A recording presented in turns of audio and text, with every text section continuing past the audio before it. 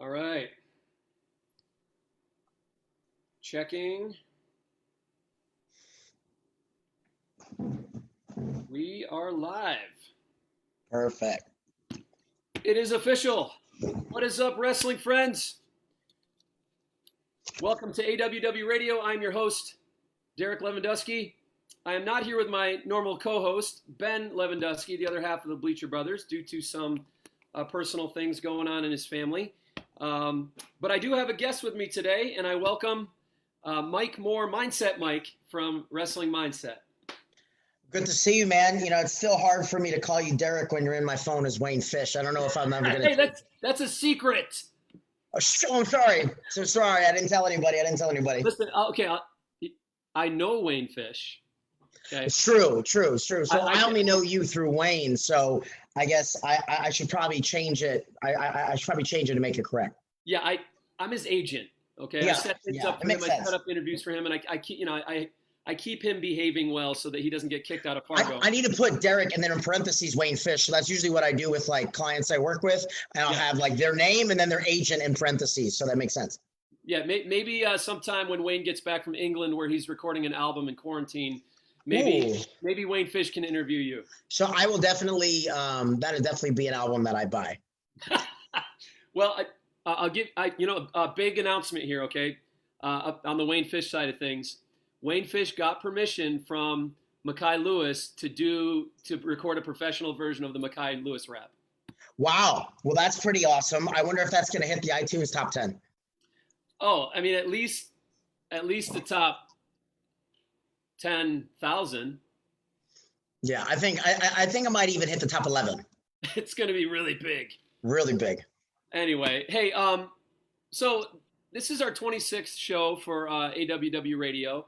Normally, my brother and I, who host the show together, try to make a connection between the number of the show that we're on and wrestling. And since the number's getting really high and we can't say, like the 15th show, it was easy to say, oh, well, that's a folk-style tech fall.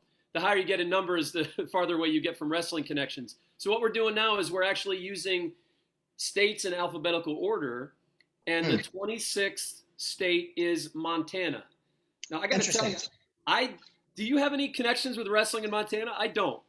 Very funny. Of all the states for you to mention, I actually do. Okay, let's hear it. Yeah. So my probably favorite win in college was against one of the best wrestlers ever to come out of Montana. So his name is Bo Malia. His dad's in the Hall of Fame. He's in the Hall of Fame. I think his brother's in the Hall of Fame. So he was a 4-time Montana state champ, like placed or won all the major national tournaments at high school. And I wrestled him in college when he was at Oregon State. And it was Oregon State. I don't remember what it was.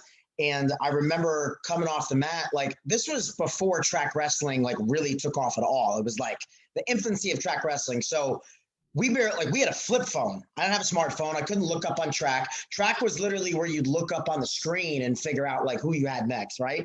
And my coach. So point is, I knew I was wrestling a kid named Bo Malia. I had no idea who he was, and we get off the mat, and my coaches are jumping up and down, and I'm like, "Well, what are you so excited about?" And they're like, "Do you know who you just beat?" I'm like, "I have no idea." Right. But I wrestled like really, really well, like wasn't a close match. And they started going on and telling me like he was a 4-time state champ. Like we recruited him when we were at our previous school. He was #1 seed at senior nationals. Point is, the only connection that I have to Montana is like beating one of their best wrestlers, and I had no idea who he was. That's a pretty good connection. Now, my only connection to Montana, I mean, I guess if I dig, I could think of another one, but the only one that comes to mind, and this isn't really a connection to Montana, is Montana DeLauder, the wrestler from Pennsylvania. Yeah, no, I don't think that counts. But that was Lock Haven Invitational. Gosh, many, many moons ago. It makes me feel old. So good times. Okay, so that guy came to the Lock Haven. Who'd you wrestle for in college? Maryland. Okay, the Terrapins.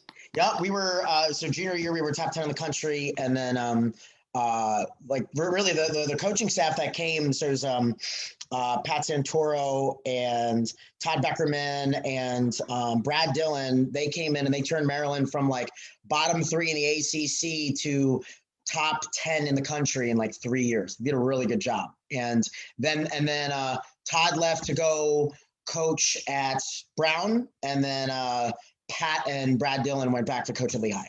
Okay, so that's a good time to be at Maryland. Very good time. Learned a lot. Great coaches.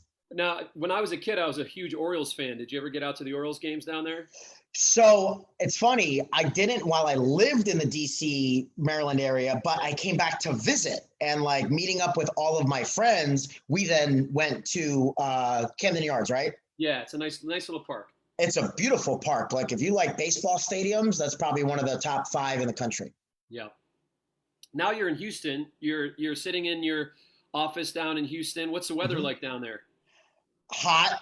On most days it's just hot. It's either like wet cold or it's wet hot. There's not really any in between, you know, like it's not like New York. Which is where I grew up. It's not like New York where you wake up and it's cool and then it gets progressively hotter throughout the day. Maybe peak it's pretty hot, but then it drops 20 degrees at night. In Houston, pretty much after like March or April, it goes from like either 95 to 91 or like 85 to 81. There's really not much fluctuation. Now wait, where are you, a Long Island boy? Yeah. How did I not know that? I feel like you did, but maybe we passed by that a long time ago. But yeah, I grew up in Nassau County. No kidding. All right. Section 8 champ. I didn't realize the New York connection. What year did you graduate? 2004. Okay, got it. Wow. Okay. So, a New Yorker talking to another New Yorker who currently lives in Houston and wrestled for Maryland and beat the Montana State champ. We welcome you officially to the show. Mike Moore, of Wrestling Mindset. You left your job at the FBI, and only 1% of the people get that kind of a job to pursue Wrestling Mindset full time. So must have been pretty important to you. First of all, how long have you been doing this, and why would you do that? Like, what drew you to this field of work? For sure. So I was in the FBI for 7 years. I came on in 2009, about 6 months after I graduated from college. It was my dream. It's what I always wanted. Did a number of things when I was in the bureau, hostage negotiation, forensic accounting, surveillance, and background investigations. Really enjoyed my career. But in the middle of my career, I moved to Houston, and that's when I started up my wrestling club. And when I was there, I realized very quickly that the biggest gap that kids have nowadays, especially there because wrestling wasn't very prominent, wasn't well developed, the biggest gap that kids have was mindset. And so I remember one year our club had 13 kids in the state finals. 9 of them really should have won, but only 4 of them did. So I came like out of the state tournament being like, I don't know what we're missing. Like, I felt like I had a pretty good grasp on like how to build the psychology of an athlete, giving the right advice. Like technically they were prepared. In my opinion, mentally they were prepared. 5 kids just pooped the bed. And I started searching out for resources beyond just books and podcasts and stuff. And that's when Wrestling Mindset was really like in its infancy. So what started off as like, Jeff and Gene putting some really good advice on Facebook, and they started working with a handful of people, I saw like the movement grow. So actually I was a Wrestling Mindset client first. I hired Wrestling Mindset to work with my club team. I had a lot of like local, really elite kids that, like I said, needed to bridge the gap. I had a bunch of kids that were on the cusp of being great. And then I had a bunch of great kids that weren't realizing their potential. So I used Wrestling Mindset as a client, and I saw the drastic difference that it made for my wrestlers. I was like, wow, this is really genius stuff. Like, I think this is going to really transform wrestling. So that was like, 2014. And I started just like promoting Wrestling Mindset. I thought it was really good. Then they're like, you really understand our stuff. Do you want to coach with us? We'll train you. So I became a coach, and I saw the results replicate over and over and over again. Obviously, like I had results with my clients, and then like as a company, like the company started working with the Olympic team.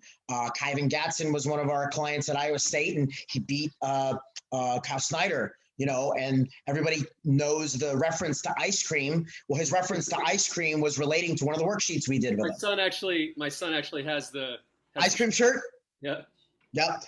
So like once I saw it like take off, I was like, this is going to be something really special. Obviously, leaving the FBI was not really in my mind. Like, I didn't think wrestling mindset was there yet. I wasn't necessarily ready for I wasn't ready to leave my career. So over about the next year and a half, like Jeff and Gene were like, hey, we'd really like you to come full time. I'm like, it's not ready yet. Long story short, there's just like a series of events that like nothing went wrong, but just things that I felt like, whether it was like God putting in my way or like fate putting in my way, however you want to spin it, things were like put in front of me that made me think that like, well, I'm probably either going to leave Houston to continue my FBI career or stay in Houston and pursue this thing that I think is going to change the game in wrestling. So in 2016, I decided to leave the FBI, and Fargo 2016 was like my first official event full-time with Wrestling Mindset. And, now we're in 2020 and obviously like things have grown. When I came on board, we had about 120 clients. Now we service about 3,600 a year. Wow. So what's the mission of Wrestling Mindset? Give us a Super Bowl commercial.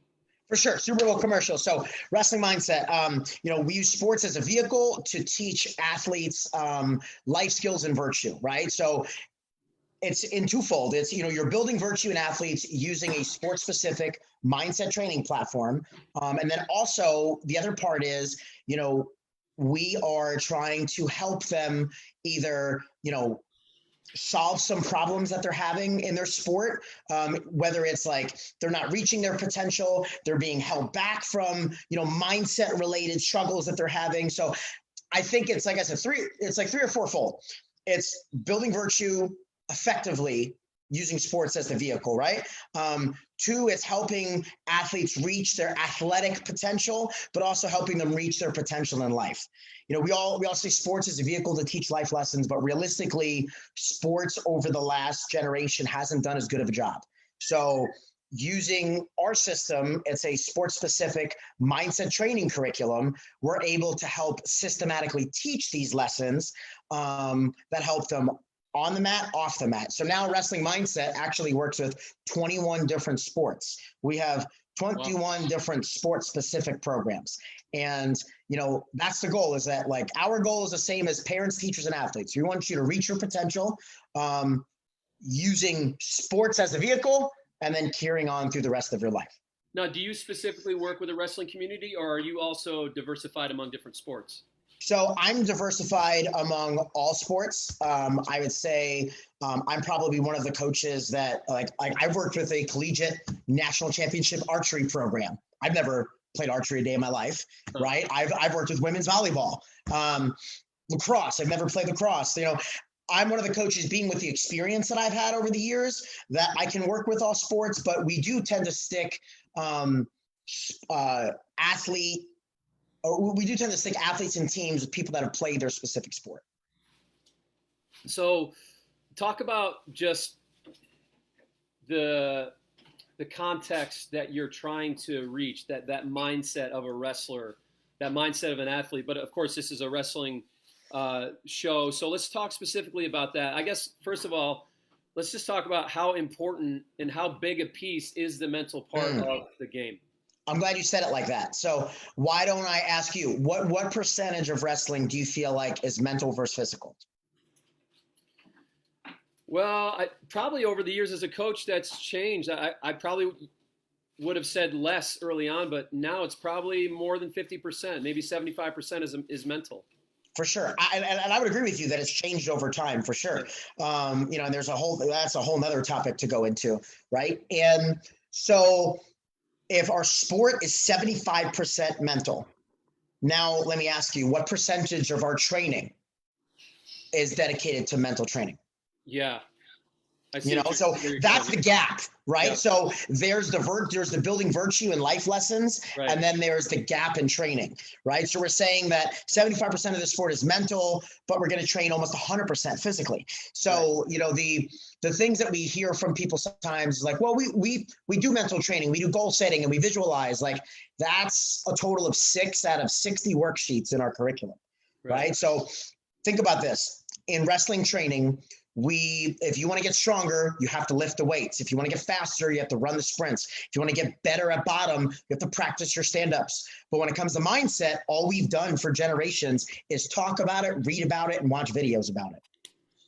Right. So like psychologically, that makes no sense. You only retain 5% of what you hear, 30% of what you see, but you retain 75% of what you do. So what Wrestling Mindset did that was, what I felt like was really genius and has continued to grow and evolve is they created a system that does mindset training. You actually do mindset training. It's something that you put your hands on, pen to paper, that you can do very similar to any other aspect of our training. Yeah, I always think of no, we're fine. I always think of this experience when my son was on Journeyman out here in the Northeast? Yeah, for sure. I've worked with Brock before. Okay. So my son was on one of the Journeyman youth teams a couple of years back, and there was a kid on the team I'll never forget. He went out in the first period. He good wrestler, he was on the Journeyman squad, and he went down like 8-0 in the first period. I mean, it was pretty dominant, the other way, the first period. Kid came off the mat, and his coach, he coached him, coached his mindset. What are you doing? Like, you're better than this guy, and you're just giving this guy points. And if you go out there, with the right mindset, you're going to score points, and you just need to change, you need to change your approach to this match. Long story short, he went out second period, scored 8 points, tied it up 8-8. He ended up losing the match 9-8. But, that became a good wrestling lesson for my son to say, look at how big of a part of the sport the mental game was. That was worth 8 points, maybe 16 points. Maybe the mindset was a 16-point swing in that match. And the minute the kid got his head right, the match went the right direction. I'm not saying it's always cause and effect like that. There are a lot of factors, but certainly in that situation, you can point to situations like that. We all have them where the mindset approach to the match has a lot to do with the actual result on the mat. Well, like, think about this, right? So if you were to ask the entire wrestling community, let's take high schoolers, right? All right. So I would ask, like, if I'm in front of a group of all the high school wrestlers in the country, all right, raise your hand if you lost matches last year. They'll all raise their hands. Raise your hand if you lost matches because the other person earned the right to beat you. Let me rephrase. Raise your hand if you've lost matches because you beat yourself. Right? Most of the kids would raise their hand. And I would say, okay, so I'll take a particular kid. All right, man, how many matches did you lose last year? He's like, I lost 10. All right. How many of those did you beat yourself versus somebody who was just better than you? I probably beat myself like 8 out of those 10 times. Yeah. Right. And there's like numerous different examples as to why, like not pulling the trigger, they lacked confidence, like they choked in a big match. So the misinterpretation of mindset training is that like it's just damage control. And like for sure, every athlete has like some sort of damage control that we need to do, but more so like it's just the reality of like the mental part of the game is very important, and we need to train it like we do everything else. So in that particular match, like what you said, absolutely right. Like what that coach did was he changed that kid's focus. Hey, focus on scoring points. Right. Don't worry about winning or losing this match. Just focus on scoring. So what that was good advice. Yeah. Now, the hard thing is like you can't replicate that. Not every coach can say it at the right time. Like it's very... You can't be systematic about it. So instead of like, having to find the perfect coach and say the right advice at the right time, let's just build this into our training curriculum. Right. We got our strength training, we got our technical training, we got our conditioning, and now we have our mindset. Just make it part of the sport. Part of the sport. Yeah. So talk to the wrestling community about like, what are some of the common pitfalls that you see a lot for wrestlers, that, obstacles that the majority of wrestlers have to get through when it comes to mindset training? For sure. So when it comes to mindset or mindset training, like obstacles in wrestling with regards to mindset, or like mindset red flags, or are you talking about stuff within the training itself? Yeah, red flags. Yeah. So I'll just run you through the typical list. So like number one is kids don't pull the trigger, right? Kids are wrestling too cautious and hesitant. They're afraid to lose or make mistakes.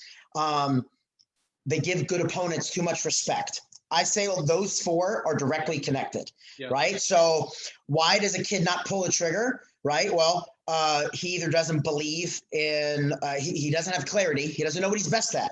Some kids don't pull the trigger because they legit don't know what their best moves are, right? Whether they're newer in the sport or just in general, they haven't really honed in. They know a lot of moves, but they don't know what they're best at. Clarity, right? Why else doesn't a kid pull the trigger? Confidence. They don't believe that their moves can beat good kids, right? So the way that it used to be was you didn't think that you could win a tournament until you did. You didn't think that you could beat a ranked kid until you did, right? So instead of having to wait until life shows you, teaching kids that rankings don't matter, winning a tournament doesn't matter, it's just about scoring more points, right? The last one is, whether or not kids are afraid to lose or make mistakes. So why are kids afraid to lose or make mistakes? Because the focus is not on effort, attitude, and aggressiveness. Their focus is on, I need to win and I cannot lose. Right. If the focus is on just scoring points and giving a full effort, then they're just working hard and trying to find ways to score. That's all they care about, right? So even if they lose, but they gave a full effort and they scored as many times as they could, they won't be upset. If a kid's focus is on winning or not losing, and he's down 8-0, it seems impossible to come back. Right. Some of the other red flags are, kids that choke in a big match, right? The kids that do the semi slides or blood round bobs. They're good until they get to the semis and they can't face the blood round or the finals. Right. It's because they make those matches special. Right. So again, we know we're not supposed to do it, but all of our wrestlers do it anyway. What they focus on, that's the difference. And there has to be a systematic process if you want to change that.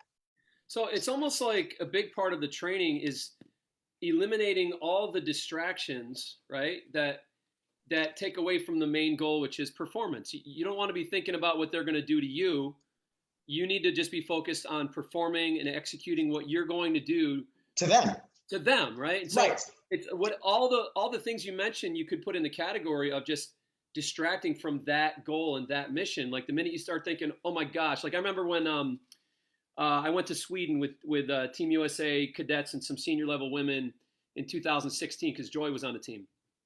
And we got there. One of the things they said was in mindset training with the women was, don't wrestle the singlet, just wrestle the body. And what they meant is you're going to go out there in the Lady Clip-In Open and you're going to see somebody with a Japan on their singlet. I mean, that would intimidate me. I remember when I was in high school, like the thought of wrestling somebody in New York from Pennsylvania, that would scare me, Right. Or if I found out they were a state champ or whatever, they placed in some big tournament.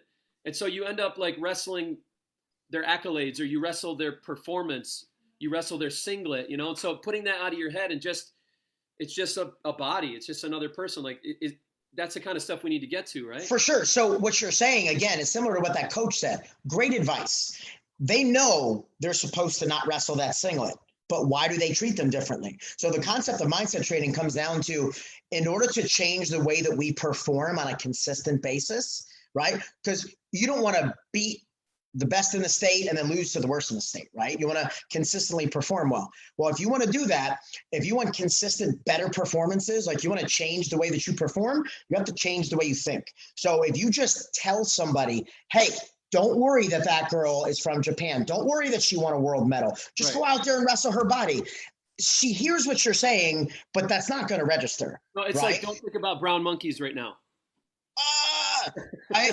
And you can't, and it's not possible. Right. And the reason being is that, like, even though she understands what you're saying, she can't execute because she thinks that because that girl's from Japan, she feels that she must be better than her. She's been training freestyle in a very high level way her whole life. She's placed at the world championships. So she feels there's no way that I can beat her. So she goes on the mat being like, wrestle the singlet, wrestle the body, wrestle the body.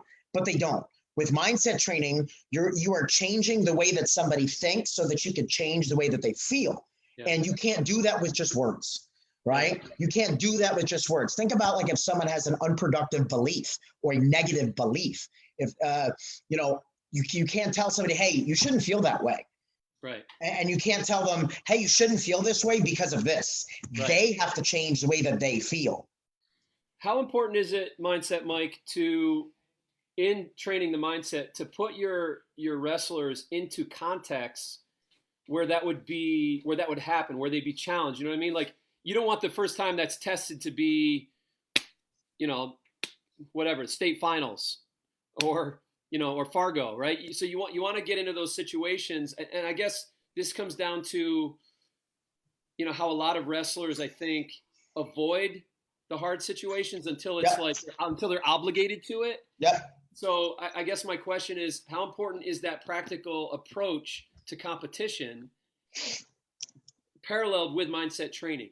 That's a great question, right? So I think I'll address it in a couple ways. Some of the reasons why people get confused is why they think they already do mindset training is they're like, we make practices hard. We put them in these situations and practices, right? And like, in part, that's true, but I guess let me back up for a second. One of the ways that we can do that is by engineering practices to feel more like competition. Right. The problem is that, like, let's take live wrestling. Okay. One of the red flags is that some wrestlers are better in practice than they are in competition. Right. Why? Because they treat practice as one thing, and they treat competition as something else. Practice doesn't have consequences. Let me take chances. I'm not afraid. Versus competition has consequences and people are watching. Right. But realistically, 6 minutes of live wrestling is 6 minutes of live wrestling. The difference is how the athlete treats it. So here's where mindset training comes in different from like what good coaches may do. A good coach may give you all the scenarios where like an athlete has to mentally perform in practice, right? Like, all right, guys, 10 seconds left. You're down by 1. You got to be ready to hit your go-to move. 90% of wrestlers hear that and they say, okay, I just got to wrestle hard for 10 seconds. Right? They don't put themselves in those positions. They don't treat practice like matches and matches like practice. Right. But when you can step and go into a classroom, have a worksheet in front of you about how do we treat matches like practice and practice like matches? Why should we do these things? Right? Because I'm loose in practice. I need to learn how to be loose in matches. Right. So we can't just build it in wrestling scenarios. We have to reinforce it with wrestling scenarios. So we talk to them, we put the pen to the paper, they then go and reverse engineer that into practice, and that's how they do it. So it's very important that they do exactly what you're saying, but they can't go in there with the same mindset they've always had in practice. So, again, we have a tough schedule so that we can prepare for the end of the year. Right? That's great if your kids understand, like, come into their tough schedule, understanding why you have a tough schedule, right? Versus some of these kids just take a bunch of L's because you're wrestling some really tough teams, and then they go to the state tournament and still go, right? Because they saw it as wins and losses, not as this is a process of like preparing. Make sense? Yeah, that's good. Hey, while I'm thinking of it, those of you that are watching online, feel free to just put some questions in the comment thread on the Facebook Live, and I'll bring those to Mindset Mike here during the conversation. So, thanks. So yeah, feel free to just put some questions in there.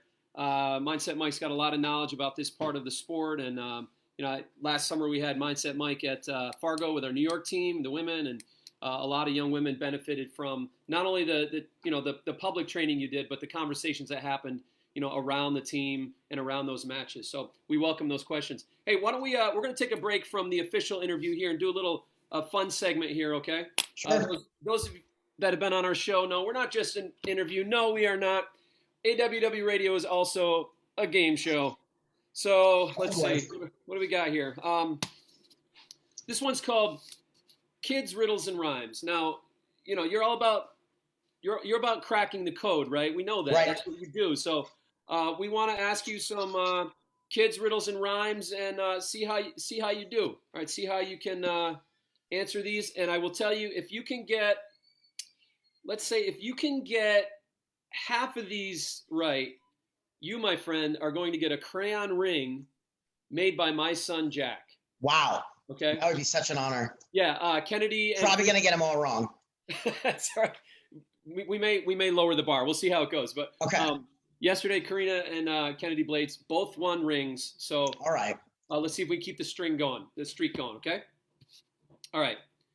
This makes me feel like that show that used to be on years ago. Where you're smarter than a 5-year-old. Yeah, that's right. Pretty simple. Yeah. Now these things I'm going to ask you. This is the kind of stuff that the conversations that happen around my dinner table all the time. Yeah. So I'm now going to torture you during a Facebook Live interview with the things that torture me every night at the dinner table. Okay, Let's do it. Finish this. Hey diddle diddle, the cat and the fiddle, the cow jumped over the moon. Boom! You just got a point, my friend. Boom. Well done. Okay, number 2. I'm making it easy for you to start here. Little Miss Muffet sat on her tuffet, eating her curds and whey. Yes, sir. You got 2 points right off the bat. You're doing good. Good batting average. Okay. How many animals of each species did Moses bring aboard the ark with him? How many animals of each species? 2. Wasn't it 1? I thought it was 2 from each. No, it was Noah, not Moses. Wow. All right. So I see what you do now. All right. No, that's what they do. That's what my kids do to me. Okay, I'm doing it to you now. All right. I get it. All right. Now my thinking cap's on. I'm ready to go. All right. Then let's see if you can get this one. A plane crashes on the Mexican border with several unidentified victims. Now, you're in the FBI, so you should know the answer to this. On which side do they bury the survivors? You don't bury the survivors. Boom! You got it, Mindset Mike. That's 3. Like now that I'm like ready to get tricked, I'm not gonna. Okay. Now, this is not trickery. This is a riddle. Okay. I'm served at a table in gatherings of 2 or 4, served small, white, and round. You'll love some, and that's part of the fun. What am I? Say that one more time. Okay. I'm served at a table in gatherings of 2 or 4, served small, white, and round. You'll love some, and that's part of the fun. What am I? Gatherings of 2 or 4. I'm served at a table in gatherings of 2 or 4, small, white, and round. I mean, it sounds like you're being like served at like a restaurant table with a white tablecloth, but at the same time, small, white, and round, I'm thinking is some sort of food. Small, white, and round. You got 5 seconds, Mindset Mike. I'm gonna call pass. You're a bunny running down the wrong trail, my friend, because the answer is ping pong balls. Yeah, didn't even cross my mind. That was a good one. All right, let's see. Okay, Jason, poor Jason, is dead. Okay, your FBI history. Okay, you're back in that mode. You're investigating this crime. Jason is lying dead. He has an iron bar across his back and some food lying right in front of him. How did poor Jason meet his end? Jason is lying on his stomach with food in front of him with a bar on his back. Yes. Jason, bar on his back, food in front of him. Man. I mean, like I was watching one of my kids squat this morning and he could have fell down on the squat bar, but that's definitely not it. Is he in jail? Incorrect. It was a mouse. That's a good one. Yeah. All right, let's see. Just a couple more here. Just a couple more. All right. You live in a 1-story house made entirely of redwood. Redwood. What color are the stairs? There's no stairs in a 1-story house. Boom! You did it. You did it. I'm good at those. Okay, those, I'm good. Okay, you got 4 out of 7. Mindset Mike, you just sealed the deal. You just sealed 50%. Okay. All right, good. But now this one's just for fun. What has 6 faces, does not wear makeup, has 21 eyes, but cannot see? 6 faces, 21 eyes, but cannot see? Yeah. 6 faces, 21 eyes. A watch? Incorrect. It is a die. That was good. And my daughter, I heard. Hey, so real quick, speaking of my nickname and New York, do you know where I got it? Mindset Mike? Yeah. No. So one of the first girls that I had the opportunity to work with when I got on board with Wrestling Mindset was Michaela Beck. And I worked with Michaela for many years. And Michaela, she had a lot of Coach Mikes, like a lot of Coach Mikes. So her and her dad used to call me Mindset Mike, right? Okay. And then I was getting ready to start a Twitter account.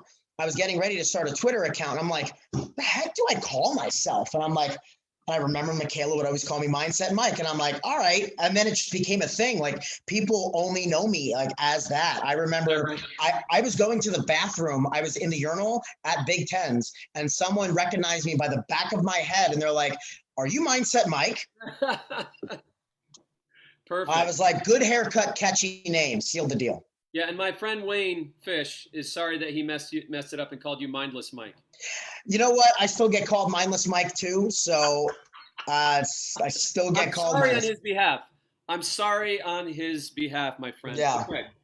All right. So hey, congratulations. You won. Here, you can get a digital look at it. It will come in the mail. That's pretty cool. Yeah, a crayon ring. And Jack says the nice thing about it is if you're just doing something, you're like, hey, I want to color. Boom, you just start coloring with your ring. It's I mean, that's pretty cool. So tell Jax I said thank you. I will. All right. Hey, we're going to come into the final stretch of our interview here. Again, I welcome Facebook viewers to ask any mindset questions about wrestling, and I'll bring them before Coach Mike live here. Okay, back to the interview piece here. Okay, how do you solve wrestling room syndrome? You know, good in the room, good in practice, terrible in matches. Yep. So that's what we were talking about before. So I will get into more detail. Great question. So, so all of you that are watching, how many of you are really, really good at practice? You beat some really good kids at practice, and then you lose the kids you shouldn't, when you compete. Some of us, right, will beat really good kids in the room and then lose the kids that they beat, right? And you can go that formula 100 ways. The reason why is because you look at practice and competition as two different things versus you need to learn how to treat live wrestling as live wrestling, right? When you go live, you need to harness those same feelings in practice that you feel in matches and then take practice a little bit more serious. So you need to take matches less seriously, practice more seriously. Wait, but I don't understand. That contradicts each other, right? So the idea is we need to teach kids how to treat practice and matches live wrestling the same. So how do we do that? Right. So the worksheet that we have, Relaxing Under Pressure Week 2, there's 2 columns, right? On one column, we ask them, what are ways that we could treat practice more like matches? Then the right-hand column, what are ways that we could treat matches more like practice? Practical solutions instead of just really good advice. Everyone's heard the advice before of like, hey, it's just like practice. It's just another day of live wrestling, but why do they not treat it the same? So some things that you can do, let's start with practice. How do we treat practice more like live wrestling? Something that, is preparing us for battle. Well, why don't you dress the exact same way only when you wrestle live? Warriors and soldiers, they put on their battle gear when they do field train exercises, right? Put on their helmet and their armor. Well, how many of you in practice don't wear your singlet or your headgear when you wrestle live, right? So for those of you, I want you to now immediately think to all the Instagrams and social medias of all the national team members. What do you see them wearing every single day at practice? Singlets, right? And they don't wear headgear because they don't have to, but they wear singlets. Why? That's their battle gear. So I always tell wrestlers, like, strap your singlet up when you have to go live. Okay, then it lets you know that I'm in that mode. Now, how do we treat matches more like practice? Well, remind yourself, practice is fun. Practice is where we take chances. So, you need to encourage your wrestlers and incentivize yourself, take more chances in matches. Your focus, most people's focus in practice is supposed to be getting better. Most people's focus in matches is trying to win or not lose. So think about that. Your focus in practice is getting better. So what do? You take more chances and you don't take losing personally. You get into a match, it's something completely different. Now think about this. Oftentimes before a match, we bounce around aimlessly to warm up. When do we ever just bounce around at practice? Never, right? So in practice, what do? We warm up, we drill, we go live. Well, to warm yourself up for a match, you should warm up, drill, and then do a short burst of live before you go out there. So make practice and match conditions more similar to each other, and then incentivize one another to understand that, like, it is important for us to find that balance of making practice more like matches and matches more like practice. I got a question that came in. Sure. And I think it's about like the flip side of this, because I think sometimes you get wrestlers in practice who aren't good partners Yep. in the sense that they're always trying to beat their opponent during drills. So the question is, what do you say to the kid that goes 110% in drills when it's supposed to be 50%? And he says, well, I'm always just trying to do my best. Right, 100%. Well, so one of the reasons why mindset training is so important is we get everybody in the room on the same page, right? So everyone in the room needs to be thinking the same thing. That's why partners are so important. So, for me as a club coach, I had great partners, I had great advice, but I couldn't change the way each kid thought, like by piecemeal advice. Right. So for this particular person, talk to your partner and then remind him like, hey, when we're drilling, right, it's to get a good feel. Mike Mal says it's a 70-30 relationship with the intention that one person's going to win. Right. So, hey, listen, check your ego at the door and understand that like when I'm drilling, I'm supposed to win and you're supposed to give me a good feel so that when you're drilling, you're supposed to win and I'm going to give you a good feel. When you're going live, it can't be about winning. I did a clinic in Michigan with Brett Metcalf, and he talked about how he wrestled live for 30 minutes, and he got more takedowns than the other guy. Came off the mat, and the Brands brothers were like, why are you smiling? You wrestled for 30 minutes and got 3 takedowns. That's terrible. Okay, now everyone that's listening, think about this. When we go into live wrestling, most of you are thinking, well, I'm on bottom. I didn't get turned. I won. Would you be satisfied with that in a match? Honestly, probably, because that's your mindset in practice. Right. Some of you in neutral, your mindset is, well, if I get more takedowns than him, I'm good. So if you won 3-1 against an average kid in your room, you're happy, right? Our mindset in live wrestling needs to be the same. Right. Yeah, so there needs to be that understanding of what you're trying to do with each piece of practice, right? Because you made a distinction between drilling. I love that 70-30 thing you said, Mike Mal said. You made a distinction between drilling and live, right? So you're saying when it's time to go live, you need to have, it needs to be live, right? It needs to be match pressure and match mentality. But to answer the question that came in, when you're drilling, you need to be serving one another with that 70-30 mindset, 100%. Making each other better. Okay. That's why play wrestling is so hard to teach because kids can't even drill. You can't teach somebody to play wrestle if they don't even know how to drill yet. Right. So I think wrestling camps need to stop teaching kids moves and start teaching kids how to drill. Parents don't want to pay for that, though, but that's the reality. So I know that I'm at a good camp when the camp starts with, I'm going to teach all of you how to drill, and then I'm going to show you my moves. When you show me that you can drill, then I'm going to teach you my moves. I got another question that came in from Facebook. It's actually my brother, the other co-host of the show, who's taking personal time, and he's decided to mock me in the comment thread. So here's his question. What do you do when your partner is a terrible host or terrible co-host? Well, you can't focus on how bad they are, and you just got to focus on how good you can be, That's right? it. So kind of like having a bad partner, you got to make the most of what you got. So if they're real bad, then they're going to make you look real good. Yeah. Yeah, I feel like that all the time with him. I bet you do. Yeah. I bet you do, because you are pretty good at what you do. I didn't get a chance to listen to how good your brother is, but if you're bad, then he must be amazing. Yeah. Yeah, he's a good sidekick. I'm Batman. I was going to say, you must be Batman and he must be Robin. Well, he's like Gary, like Batman and Gary, like Gotcha. a friend that Bruce Wayne had in like on the high school basketball team that sat Gotcha. Who like encouraged Bruce Wayne. Gotcha. So he doesn't even ride in the little seat. He waves. Yeah. He waves like from the sidelines. Yeah, that's him. Yep. Yeah. So hopefully, Ben, that sufficiently answered your question. I appreciate your insight on that, Mindset Mike. I want to honor your time, Mindset Mike. We got 3 minutes left. Anybody else wants to ask a question, put it in the comment thread now. I will ask another question here. Let's see. Here's a big one. How do you solve blankhead? The guy who knows 100 moves, the girl who knows 100 moves, and like they're an assassin, like technically, but then they get out on the mat during a match, and it's like, all of a sudden they forget how to wrestle. Gone.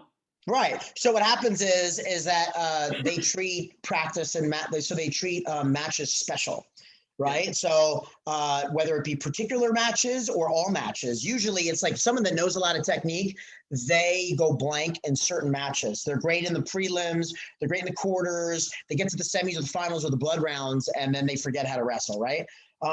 So really what it is that they have to treat so I'll say it in two parts. The people that struggle in particular matches, what you have to do, every match is important, but no match is special. You have to treat every match like it's the most important match of the day, of the week, Right. of the year, of your career. Right. So you warm up this. So part of that is a consistent warm up routine. Like you have the same thoughts and feelings. Like this is the most important match of my day, of my career. When it's just a general thing of like they know how to do the moves if they go blank. I'd say that's a combination of like they're just treating practice. I'm sorry, they're treating matches like live wrestling in a match different than live wrestling in practice. So if you know how to do it in practice, you're making matches special. So if you start making practice and live wrestling more important in practice, then it will feel more normal in when you get to the matches. Maybe it's nerves, right? Like I'm good. Then your name gets called and you're like, right? So that's a conversation for a whole nother day. But the idea is everyone gets nerves and butterflies before they wrestle. So does, listen, Yanni gets butterflies. Greg gets butterflies, right? Like Greg Jones, who won 3 national titles, talked about getting butterflies.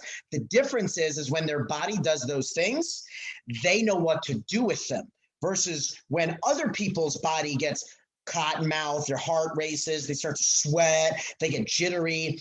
They see that as like, oh my gosh, I'm nervous, something could go wrong. I want you all that's listening to realize this. You're not actually nervous. Your body is going into fight or flight. Your body feels stress, and it's an uncontrollable response to stress. The most elite athletes in the world, unless they're sociopaths, they feel the same things before every competition. The difference is that they've learned either through mindset training or over time, they learned to channel that as fuel versus it pours water on your fire. Remember, the same pressure that makes diamonds burst pipes, the same wind that makes a fire, right, blows out a candle. It's knowing what to do with it. So I can tell you that, okay, it's just my body, it's okay, but that hasn't changed the way that they feel. Versus doing relaxing under pressure week 1, we can bring them through exercises that redefines and rationalizes what their body is doing. So I'll just say one more thing before you start wrapping up is, I started competing in jiu-jitsu 2 years ago, in part to show the high level fighters and jiu-jitsu players that I'm working with that like, hey, I know what I'm talking about. Let me show you, give me some street cred. And the other part is that like, I want to see what mindset training does to somebody that hasn't competed in 10 plus years and is in a realm where I technically shouldn't be the shark in the water, right? And what I noticed is that like for all of my competitions, I felt the exact same things that my clients were telling me about. I felt all those things. Like I remembered feeling them in high school, but to this day, Mindset Mike felt everything that you did. The difference is when I had to go to bathroom out of nowhere because I was about to compete and my mouth got dry, I got excited because that told me, oh, I'm ready to compete. This has happened over 500 times in my career where I faced off against somebody else. My body did this, and it's telling me you're ready to wrestle, not, oh crap, something's about to go wrong. So I don't feel ready to compete until I have to poop. That's how it goes. Everybody, you heard it right here on AWW Radio. You're not ready to compete until you are ready to defecate. Or pee. For me, it was usually number 2. But it's interesting. It's almost like you almost need to outfox yourself. It's like a couple things you've said. It's almost like you need to demote like actual matches and promote live wrestling and just make it all the same. It needs to flatline, right? Well, people are trying to trick themselves versus like just systematically change the way you think. Right? Like everybody like are trying to trick themselves. I'm not nervous. I'm not nervous. I'm not nervous. I'm not nervous. Right? But all your focus is on being not nervous versus embracing those nerves. So it's not trickery as much as it's like just retraining the way that your brain thinks. So I'll finish that last thought with this is that like the reason I mentioned the got to go to the bathroom thing, most of us get that feeling right before we're getting ready to compete. And we just thought that was part of the process. No, your brain is telling your body, hey, it's fight or flight. It's time for battle. You're about to have to like go to war. So you have to clear your bowels because I think I'm about to fight in a war, in a gunfight. And I am not going to, and they don't know the difference in a wrestling match and a gunfight. So what does that mean? You got to get rid of whatever's in your bowels because we don't have time to stop and go potty. Right. Hey, we're up against the clock here. Maybe just one final question. Sure. I appreciated some of what you said last summer about the common denominators of all, like high-level elites, senior-level champions, and in particular, the role that faith plays, in mindset. Can you say anything about that? Sure, that's a great question. Faith is something. If you are truly, how to say this, if faith or God is first, wrestling is not. Right. So it removes a lot of pressure and the connection of like wrestling and winning to your self-worth. So a lot of people, if wrestling is first, then if they're losing or not performing, they feel like their self-worth is lacking. Like I'm not as good as I thought I would be. Right. When God is first, like people that put faith first, well, you're just trying to glorify God with the gifts that he gave you. Right. So you're looking for, your focus is not on winning, it's on giving a maximum effort, showcasing my skills and that, like, how hard I've been working, right? So faith is really a mental edge, and you hear it in Jordan Burroughs, Helen Maroulis, Kyle Snyder, Jaden Cox, right? They talk about how, like, they're not worried about wins and losses. They're trying to, they're more focused on process-oriented things that, like, they're grateful and thankful for opportunities. That's something you hear a lot from people that are deeper in their faith. Gratitude is something deeply connected to faith, right? But gratitude is not deeply connected to, like, society as a whole. So I'm not telling you that you can't be grateful without being deep in your faith, but having faith in something bigger than wrestling, Kyler Sanderson says it's an absolute truth. Right? So no matter what the world is doing, you are grounded in how you feel based on your relationship with your faith. So, if you listen to the podcast that I've done with some of those major players, Jaden and Kyler being one, you hear them, or Seth Gross, you hear them talking about, like, their relationship with God is more important than their wins and loss column. So if they can walk away feeling like, I made those around me, whether it be their teammates, coaches, God proud, then I feel good, regardless of whether or not I got my hand raised. And you see that very deeply at Penn State. You see that very deeply at Ohio State, right? Faith is something that faith sets you free. So Jaden Cox talks about faith over fear. Mm-hmm. When you can dump your focus and energy into things associated with faith and gratitude, fear has no harm to you. Fear is something that only creeps in with lack of preparation. If your mindset is right and your focus is on something bigger than outcomes like winning and losing, faith being a great example, fear can't touch you. Right. That's great stuff. There's a comment here from my wife listening online. She said, when our identity isn't in wrestling, but in who God says I am, losing doesn't devastate us, and winning doesn't make us proud. And that's 100%. Been the effect on our kids too. And you said it so well, Mike. I appreciate that. To close out the show, can you give us maybe some point the way to maybe your social medias or some ways to connect with you if anybody wants to, Sure. For information on Wrestling Mindset, you can go to wrestlingmindset.com. If you play other sports or your parents that are listening, you can go to zwinningmindset.com. You can see all the other sports that we work with and some of their testimonials, things like that. Obviously, you can type those same things into Instagram and Twitter and Facebook. I would say Facebook gives a lot of, like, content. Instagram is great, is great on the motivational side, short but great content, more on the picture side. Both are really great. Me personally, you can find me at Mindset Mike. If you type that into Facebook or Instagram, you can find me. If you have questions about any of the mindset training, I encourage you to reach out to me. Right? Whether it be Facebook, whether it be Instagram, ask me questions, because I'm not just coming from the company side. I was a client, then I was a coach, right? Then I've worked with many teams and individuals, and now, I'm part of the company. So I've seen it from all sides, so I understand where you're coming from. Please reach out to me personally. Or if you just need some help going through what you're going through, like we're in crazy times, I'm happy to help you point you all in the right direction. Right now, if you don't come out of this quarantine better than you came in, you messed up. right? This is as athletes, and as athletes, you have a unique opportunity to make gains on your competition, regardless of whether or not you can train the same way you used to. People are making excuses, being lazy. I need you guys to go out there and find ways to get better, because most of your competition is not. So focus on what you're grateful for, what you do have, the opportunities that do exist, not how this is an obstacle and how it's frustrating, and how you can't believe that you weren't able to do X, Y, and Z. So thank you so much for having me on.